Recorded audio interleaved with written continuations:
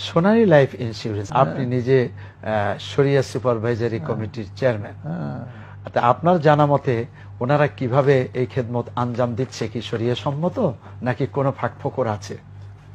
সোনালী life আক্ষরিক অর্থে সোনালী life, সোনালী life যে তাদের চেয়ারম্যানকে দেখলাম, তারপর ডাইরেক্টরদের দেখলাম, আমরা মিটিংয়ে বসছি, এরা বিমা ক্লেম, সেটা ম্যাচুরিটি ক্লেম হোক অথবা মৃত্যুজনিত ক্লেম হোক, এরা সময় নেয় না।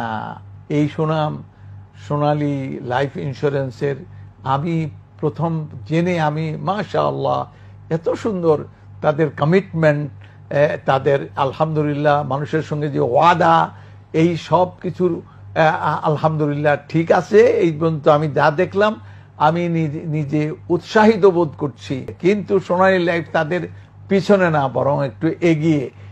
এত দ্রুত এই ক্লেম পরিশোধ করা, এটা বাংলাদেশে কি বলবো মাশাআল্লাহ, এদিক থেকে ইমাম হয়ে আছে এই সোনালী লাইফ।